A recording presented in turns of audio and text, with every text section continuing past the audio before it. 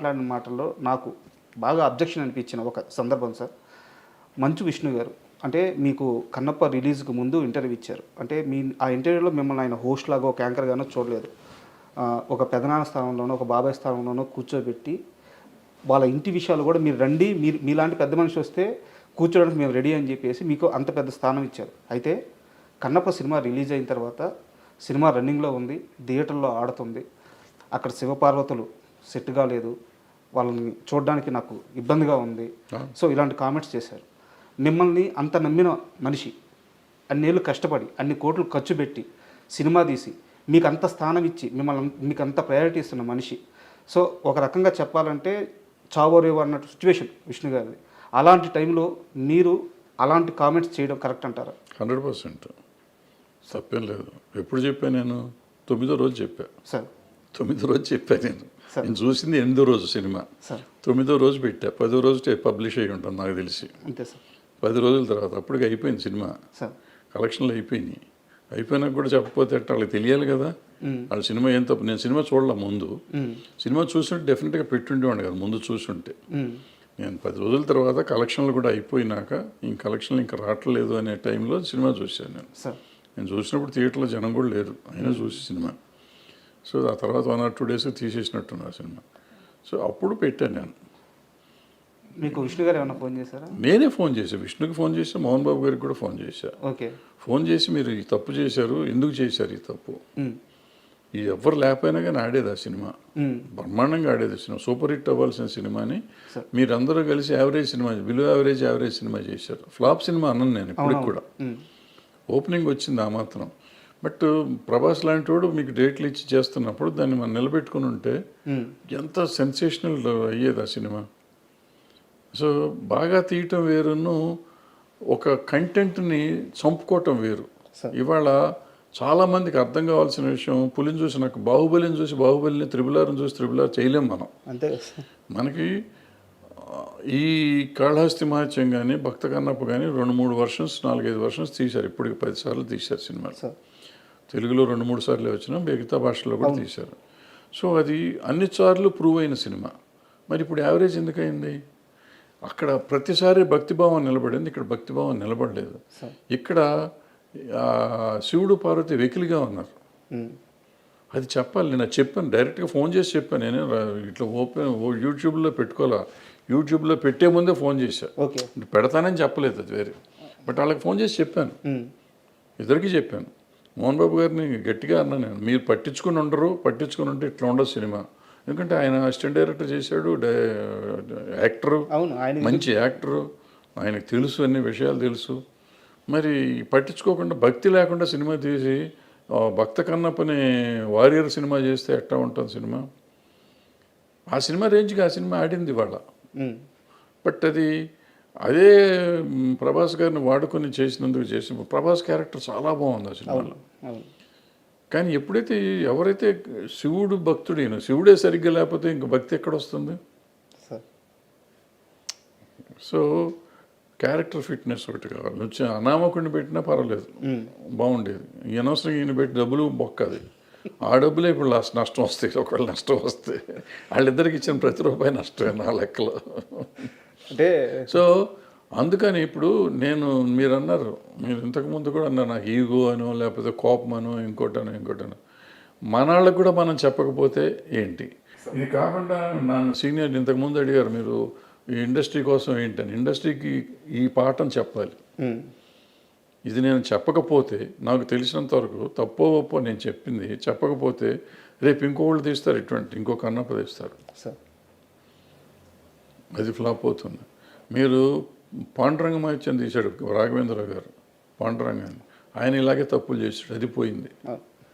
So భక్తి సినిమాని భక్తిభావంతో మీరు తీయకపోతే ఆ సినిమాలు పోతాయి. మీరు పాండురంగ సినిమా తీసుకోండి, కన్నప్ప తీసుకోండి, ఇంకోటి తీసుకోండి. మరి బాలకృష్ణ గారు, రాఘవేంద్ర గారు పెద్ద సినిమానే కదా అది. మరి ఎందుకాళ్ళ పాటలు కూడా బాగానే హిట్ అయినాయి, ఎందుకాళ్ళ? దాంట్లో పాత సినిమాలో ఉన్న భక్తి ఏది?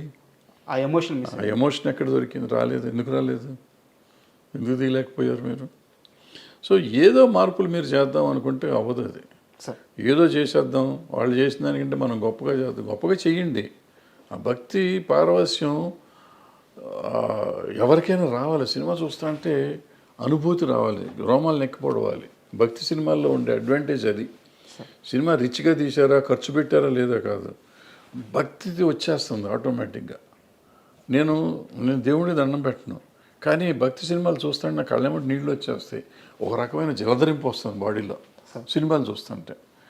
అది అంటే యాజ్ ఎ కామన్ ఆడియన్స్, భక్తుడు సినిమా దేవుడు కాదు కాదు అక్కడ ఎమోషన్ వస్తుంది. ఇప్పుడు అన్నమయ్య సినిమా చూస్తాం. అన్నమయ్యలో ఆయన జీవితం అంతా ఆయన కోసం దారపోస్తాడు. దారపోసినాక ఆ లాస్ట్ సీన్లో ఉన్నప్పుడు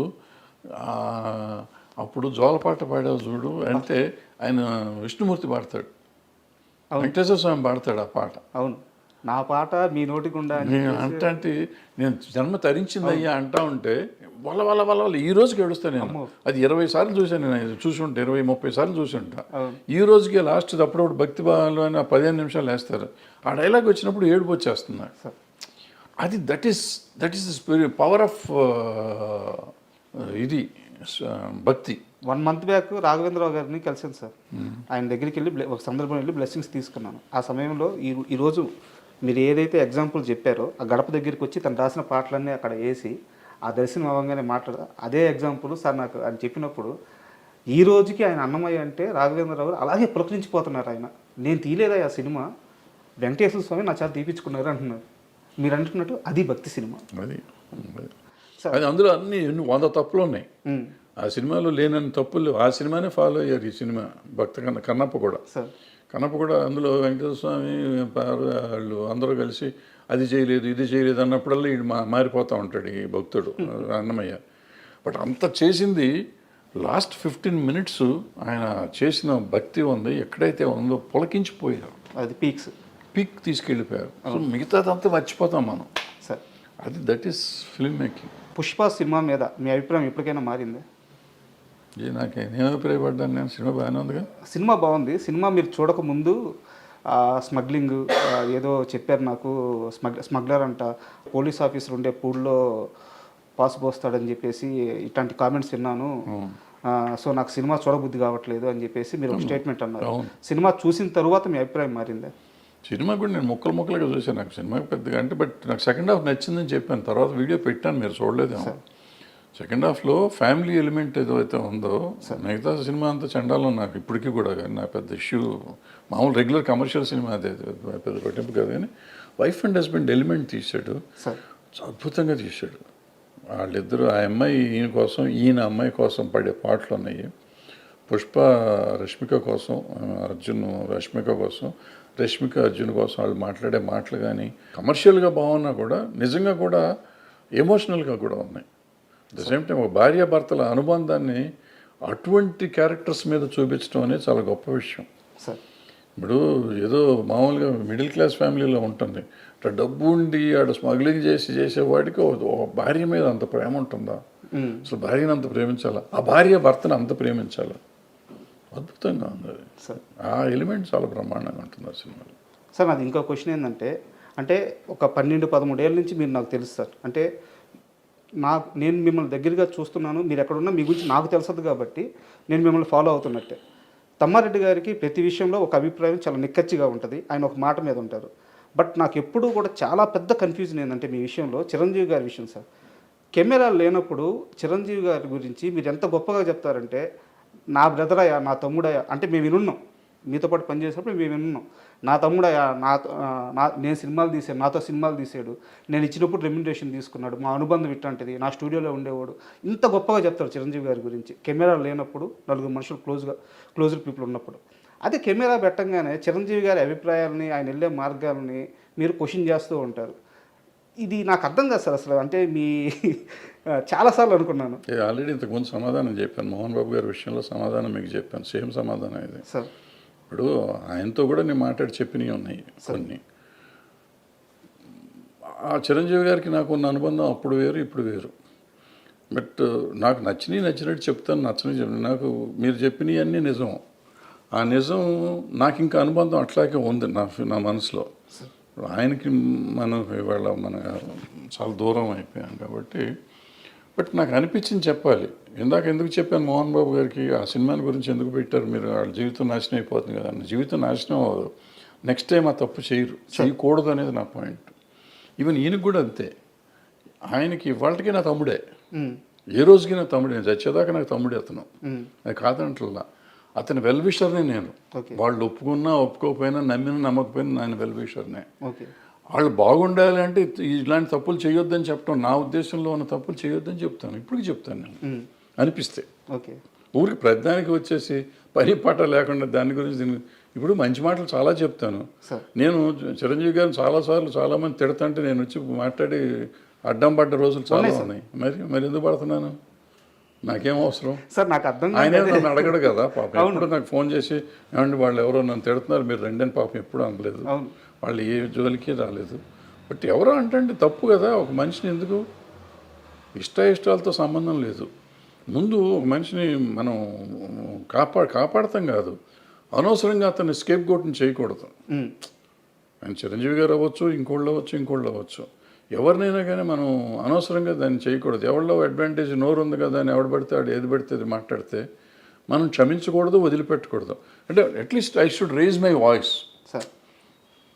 ఆయన కోసం నేను మంచి కోసం చెప్తాను. ఏదైనా తప్పు అని నేను చెప్పేది చాలామంది నెగిటివ్గా తీసుకుంటారు. నెగిటివ్ కాదు, నా ఉద్దేశంలో పాజిటివ్.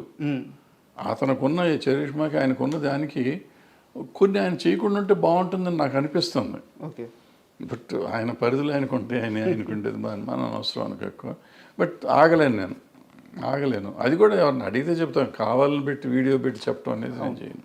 అంటే ఎందుకన్నానంటే సార్, ఇప్పుడు ఇండస్ట్రీ అని కాదు సార్, 2 తెలుగు రాష్ట్రాల్లో కానీ మన ఇండియా వైడ్ కానీ మేము చిరంజీవి తమ్ముళ్ళమే, చిరంజీవి మా అన్నయ్య, మెగాస్టార్ మా అన్నయ్య అని చెప్పుకునే వాళ్ళు కొన్ని కోట్ల మంది ఉన్నారు. బట్ చిరంజీవి నా తమ్ముడు అని చెప్పే ఒకే ఒక్క పర్సన్ తమ్మారెడ్డి భరద్వాజ. అది మీరు ఎప్పుడు చెప్తూ వస్తున్నారు. బట్ ఏంటంటే కొన్ని సందర్భాల్లో మీరు చేసే కామెంట్స్ ఆయన మంచి కోసమే కానీ వెల్ విషర్గా కానీ చేసే కామెంట్స్ అవి రాంగ్గా పోర్ట్రేట్ అయ్యి వెళ్ళిపోయినప్పుడు కొంతమందికి రాంగ్గా అర్థమవుతుంది. అన్నీ తెలిసిన మనిషిగా నాకు ఈ వైరుధ్యం అర్థం కాలేదు, అందుకని అడిగాను. పడ్డోడు ఎప్పుడు చెడ్డోడు కదా మనకి. కానీ ఇండస్ట్రీలో ఆ నలుగురు ఎవరు అసలు ఉన్నారా లేరా? అన్నీ అయిపోయినాయి, వాళ్ళే ఒప్పుకున్నారు కదా. మళ్ళీ ఇప్పుడు కొత్తగా నేను ఎందుకు మాట్లాడతాను, వాళ్ళే వచ్చి ఈ మధ్య చెప్పారు మేమే నలుగురిలో ఉన్నాం కానీ మేము లేవు దాంట్లో అని చెప్పుకున్నారు. అంటే సమస్య ఏంటంటే చెప్పిన వాళ్ళందరూ మేము లేవంటున్నారు. అది చెప్పలేదు కాబట్టి, చెప్పారు కాబట్టి ఆ నలుగురే. మేము లేవన్న నలుగురు.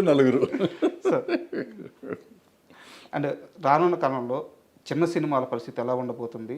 ఇప్పుడున్న ఇండస్ట్రీ విధానం అంటే ఈ సినిమాలు తీసే విధానం కానీ, కోట్లు ఖర్చు పెట్టి హీరోలకి ఈ భారీ రెమ్యునరేషన్ ఇచ్చి వెళ్తున్న ఈ విధానం కానీ, ఇండస్ట్రీ రాబోయే 10-15 సంవత్సరాల్లో ఏ స్థాయిలో ఉండబోతుంది మీరు అనుకుంటున్నారు? చిన్న సినిమాల పరిస్థితి ఎలా ఉండబోతుంది? పెద్ద సినిమాలు తీసే నిర్మాతల పరిస్థితి ఎలా ఉండబోతుంది? ఏం చాలా దుర్భరంగా ఉంటుంది, చూడాలి. అంటే మంచి సినిమాలు కొంచెం చిన్న సినిమాలు, అది మన కోర్టు ఆడినట్టు, బలగం ఆడినట్టు చిన్న సినిమాలు ఆడుతున్నాయి కదా, అట్లా ఆడుతూనే ఉంటాయి. But bad position. సార్ చాలా విలువైన మీ సమయాన్ని మాకు కేటాయించి, అంటే నేను అడగంగానే ఇంటర్వ్యూకి ఒప్పుకొని నన్ను ఎంకరేజ్ చేశారు. సో మీకు విలువైన సమయాన్ని మాకు ఇచ్చారు, చాలా థ్యాంక్ యూ సార్. మరో మంచి టాపిక్తో వీలైతే మళ్ళీ ఒక మంచి ఇంటర్వ్యూ చేద్దాం. Thank you.